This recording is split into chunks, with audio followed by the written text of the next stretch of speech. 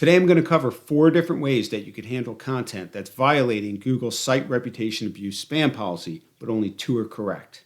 But before I begin, make sure you subscribe to my channel so you don't miss any future videos. So what I'm going to cover today is my blog post, which I recently published. And it's about Google's site reputation abuse spam policy and how they recently rolled out 2 new waves of manual actions in the EU, with the second wave specifically in Germany. And what I've seen over time now are sites handle this in various ways, and some are really funky. They are not approved by Google, and that can lead to additional manual actions or a manual action not getting removed. So you definitely want to make sure that you're handling things correctly and that you understand how Google actually treats certain methods that are being used. Okay, so let's hop down to the part of the post where I cover the 4 methods that sites are using to try and attempt to block content that's violating Google's spam policy about site reputation abuse. The first is blocking via robots.txt. That is not valid. There's a lot of confusion in the industry with site owners and SEOs that if you block via robots.txt, if you disallow, let's say the whole site or certain sections or whatever it may be, that Google can't index it. That is not true. Google even explains that in their documentation. They can still index it, but without crawling the content, which means if they're indexed, they can still rank, and they will.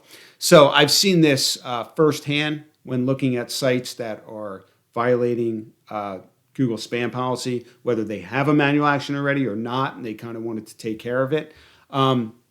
So here is Google's documentation where they explain that disallowing for blocking is only applicable to images and video, right? So if you block images and video through robots.txt, Google won't index that.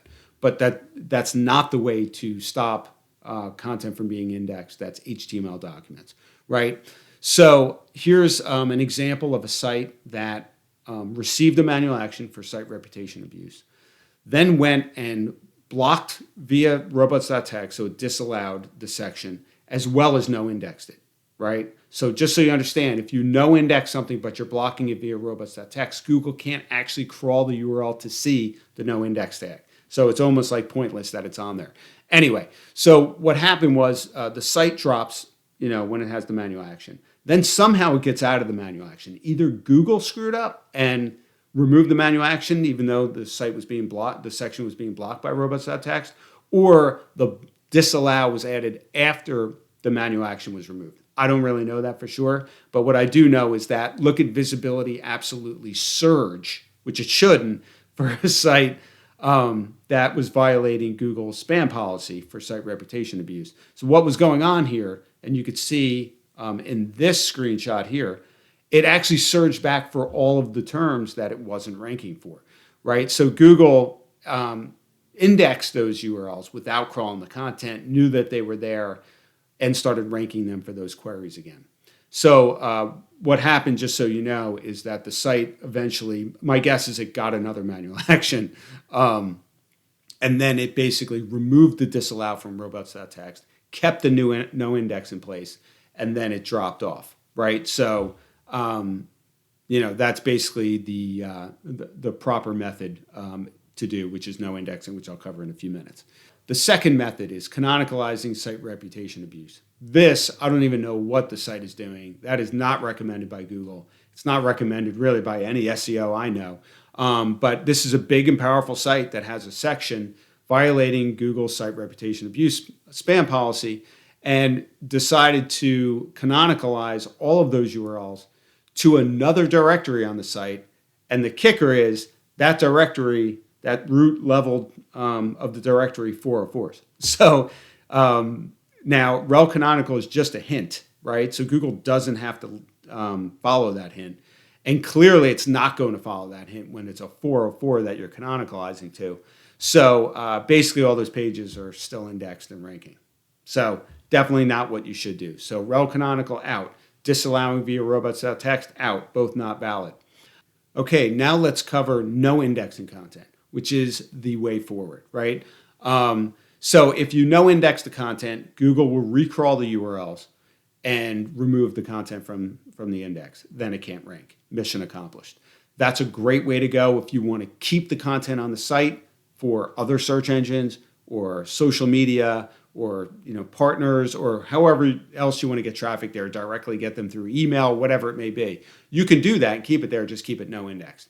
If that's the case, and what you're seeing here is a site that correctly did this, manual action applied, site tanks, site no indexes the entire directory.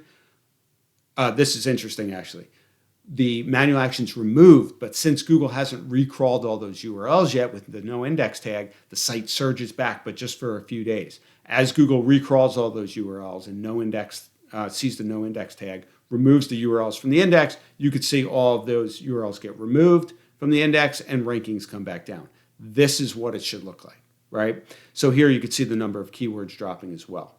So the other thing I wanted to mention, which I put in my post here, is you can absolutely do user agent specific no indexing, right? So you could have the Meta robots tag targeting just Googlebot, and that means it will be no indexed by Google, but Bing and other engines can actually index it if you want to do that. I'm not saying you should do that, but you absolutely can do that. And that's meta name equals Googlebot, content equals no index, and then you can call it a day. Again, I'm not saying to do that, but you can. The fourth approach is nuking the content completely, also valid, obviously. You could remove it from your site, 404 it, Google sees the 404, removes it from the index, again, mission accomplished. You can get out of a manual action this way, you can stay out of a manual action this way, and that's definitely one approach. So here's a site that did that. You can see it's 404ing every page, and you could see it used to rank very highly in Google, position 1, position 2, position 1, and it lost all those rankings as Google sees the 404 and removes it from the index.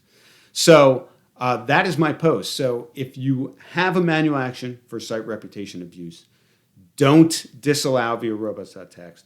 Do not canonicalize. You can no index and you can remove. So those are the two valid approaches. So if you have any questions about this, definitely post some comments. Or find me on social media across X or Blue Sky or LinkedIn or Mastodon on all of those, or my Facebook page. And that's it. I hope that this was helpful. I hope that you use the right approach for blocking content. Again, subscribe to my channel. I would really appreciate that. And until the next video, I will see you soon.